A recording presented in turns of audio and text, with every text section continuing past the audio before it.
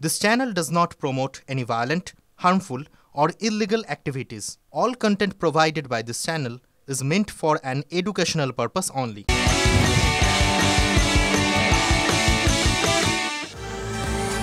তিলোত্তমার খুন আর এই খুনের বিচার চেয়ে প্রতিবাদ, সংগঠিত প্রতিবাদ, একজোট হয়ে আন্দোলনে চিকিৎসকরা রাজ্যে একের পর এক হাসপাতাল, মেডিকেল কলেজে তারা কর্মবিরতির ডাক দিয়েছেন। হ্যাঁ, প্রতিবাদ জানিয়ে কর্মবিরতির ডাক দিয়েছেন। ভোগান্তি হলেও আন্দোলনের উদ্দেশ্যকে সমর্থন রোগীর পরিজনদের। যথাযথ ব্যবস্থা নিক সরকার, এমনটাই রোগীর আত্মীয়রা বলছেন। তিলোত্তমা খুনে সিবিআই তদন্তের দাবি দিল্লি এইমসের চিকিৎসকদের।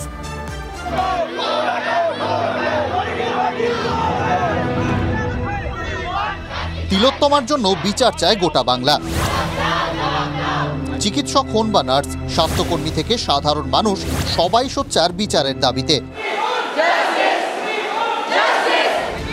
আন্দোলনের আঁচ ছড়িয়ে পড়েছে গোটা দেশেও। রাজ্যের সব সরকারি হাসপাতাল ও মেডিকেল কলেজে কর্মবিরতিতে চিকিৎসকরা। হাসপাতালে গিয়ে কিছুটা সমস্যার মধ্যে পড়তে হচ্ছে সাধারণ মানুষকে, লম্বা লাইন আউটডোরে। কিন্তু তাতেও পরোয়া নেই। তিলোত্তমার সাথে যে নৃশংস ঘটনা ঘটেছে তার বিচার চাইছেন হাসপাতালে চিকিৎসা করাতে আসা রোগী ও তাদের পরিজনরাও। একটু সমস্যা হলেও মেনে নিতে রাজি আমজনতা। বরং প্রশ্ন তুলছেন, যে ঘটনা তিলোত্তমার সঙ্গে ঘটেছে সেটা তাদের পরিবারের কারোর সঙ্গে যদি হতো।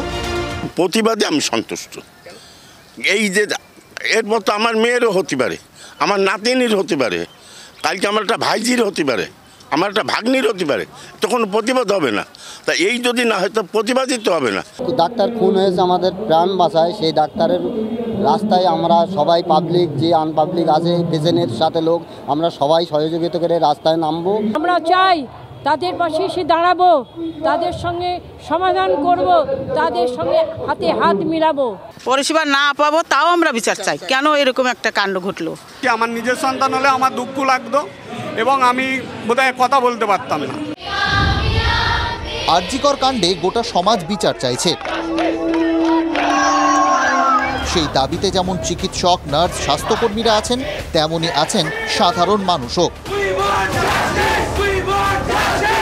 জেলায় জেলায় সরকারের কাছে সাধারণ মানুষের একটাই দাবি, জাস্টিস ফর তিলোত্তমা।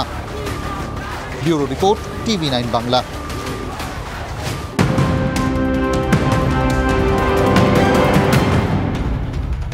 গত বছর থেকে ভারতে 9% বেড়েছে বিদেশি পর্যটকদের আগমন। জানুয়ারি থেকে মে মাস পর্যন্ত 40,70,000 বিদেশি পর্যটক এসেছেন ভারতে।